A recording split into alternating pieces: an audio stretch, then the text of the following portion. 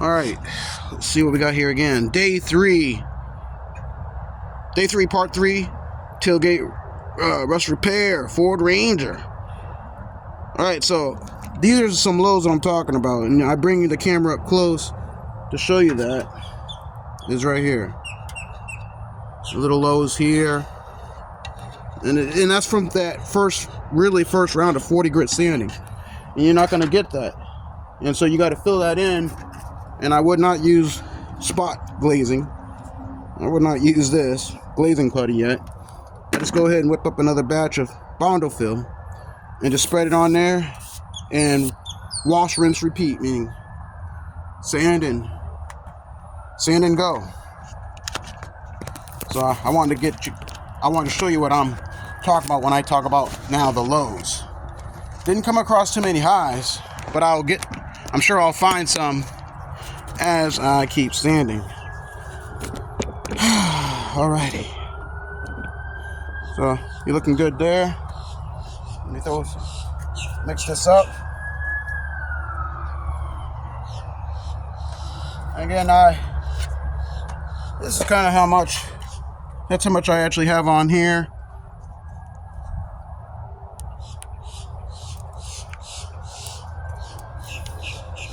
And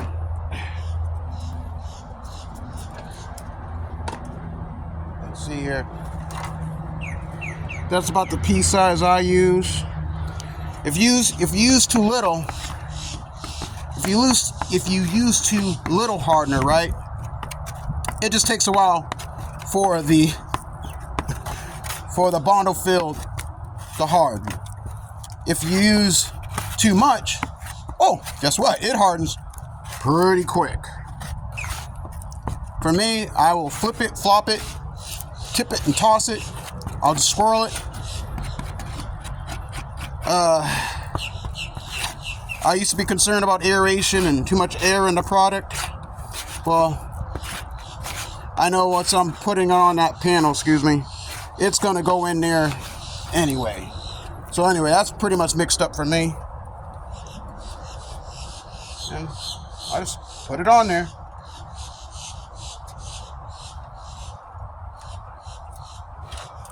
There you go. Just put it on there, and you can put it in where you think is low. Okay? You are going to sand the whole panel down anyway.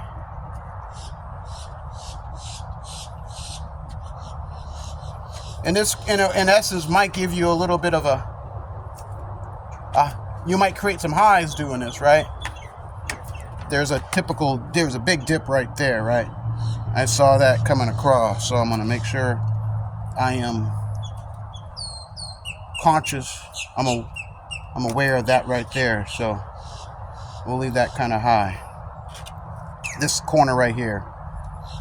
I'm sorry. Yeah, it was low. So I'll let that harden up really good before I even touch it.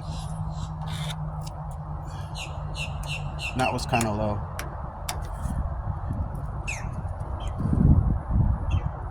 And the whole idea, and this is just me, my whole idea, obviously using this Bondo fill, is I just like to have that panel feel smooth and feel straight. Or flat, straight, whatever adjective you want to use. So when I rub that hand down the panel, I'm not feeling that wave emotion. Okay? And you know when you run your hand down something, you feel smooth, right? But if you feel waves, that's in your sanding process, or you perhaps may not have. In my case, I've come that I didn't sand long enough, and I didn't allow for that smooth transition. Alright.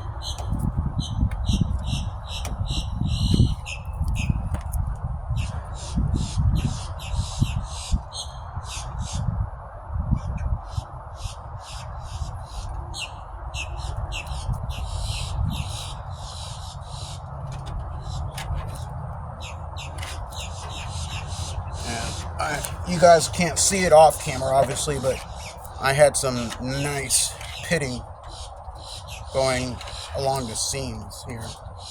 So I can get that now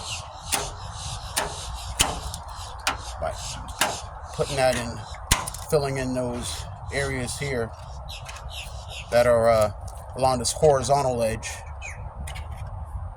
of the two metals coming together during the butt welding process.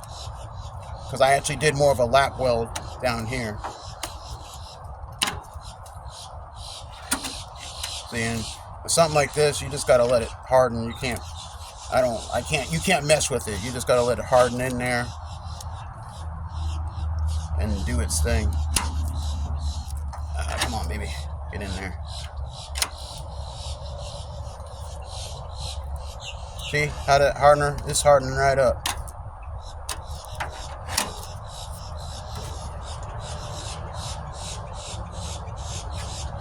There you go.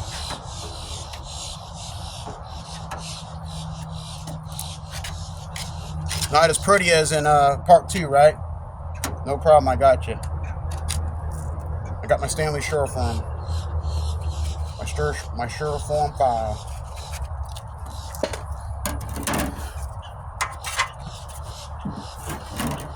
And then for cleanup again, clean up your tool.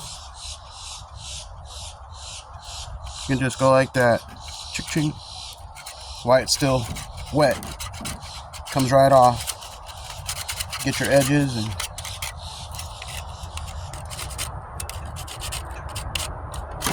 go like so.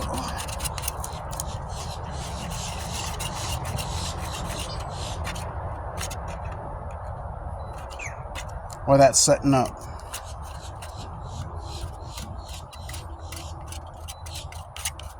Alright.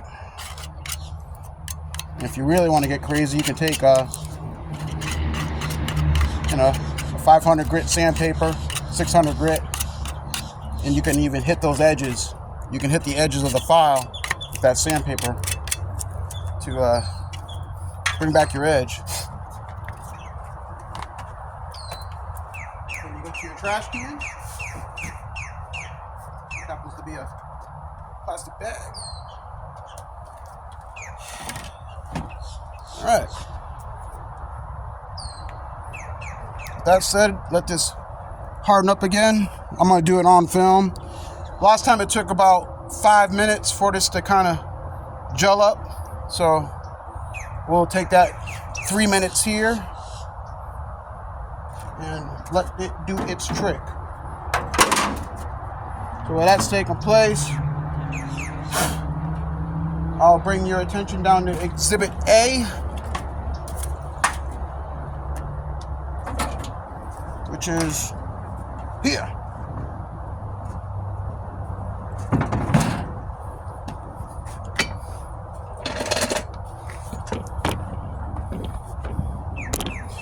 So down here on this panel, see all the graffiti that I've been speaking about, left by some of the neighborhood youths who had some time on their hand to express their artwork on this tailgate. And granted, some of us probably been through loading in and loading out stuff. But I'm just gonna mess around a little bit, and I'm gonna go ahead and take some sandpaper.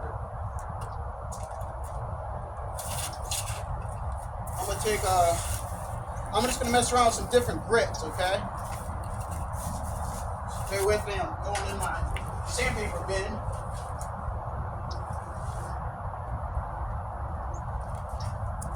And see about, I'm gonna start with some 1200 grit. And I'm gonna wet sand down some of those marks. Okay? So that's 1200 grit. I'm gonna fold it into thirds.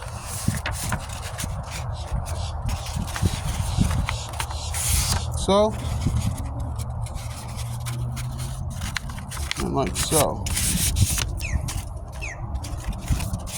Okay. I'll fold it one more time. I'm not even going to use a sanding block, and I'm just going to do a light wet sand to see if some of those scratches can be removed. run some water on it.